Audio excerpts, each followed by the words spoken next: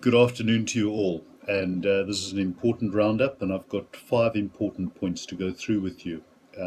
That is about marking and how we go about marking during this assignment, the use of templates, and the prescription that you use the templates that we've provided in Module 1, Unit 1.4. The third point is the activity forums and your use of that. The importance of these roundups is the fourth point, and then the small groups. Let's start with the small groups. I really want you to use the small groups here as your study group and use it as a way to ask questions from your peers, provide guidance to those who you can. This coming week, Module 2, we'll have a special guest on our small groups, and enjoy this opportunity. You'll probably get more attention than you normally get. Right, let's go on to the roundups. These roundups are an efficient and effective way for me to provide general guidance to you as a group in terms of the completion of your activities. So listen to them and take them into account. They are becoming more important as we get into this topic. The activity forums are obviously a place for you to ask your questions and use them and read them, not only if you have a question. Even if you don't have questions, cast your eye over the types of questions that are being asked, because it can give you good guidance and perhaps save you a lot of time. Use of the templates is important. Excuse me, I'm still struggling with this flu. We provided you with templates in Module 1, Unit 1.4. Please use those templates. Don't download your own off the internet. Use the standard templates that we've provided you, and they're contained in Unit 1.4.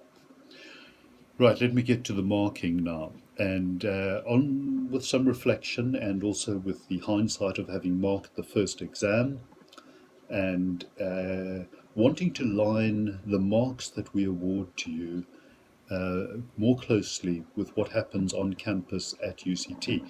Now remember, we're marking to a UCT third year level standard here, and at third year level at UCT, very few students get much more than 75% on any course, or for tests for that matter. In fact, 75% is a really good mark. It says it's a first class, and it says that you're giving to us what we want, ideally what we want. In the past, during this course, we've very easily awarded marks much higher than 75. In fact, many of you have scored 100% for your submissions. And that's come about because we've said, well, you've given us everything that we've asked for. We can't find anything more to ask you to provide us, so therefore we give you 100%. However, that doesn't mean to say that you couldn't, even although you've achieved 100%, that you couldn't have done better, because there are students on this course who have gone beyond what we are looking for, and it has been absolutely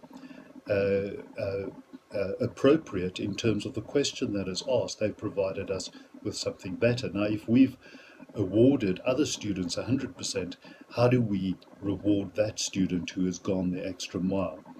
So to line up with the normal campus standard of marking, if you give us what we want, we're going to give you a first class, which is a 75%er.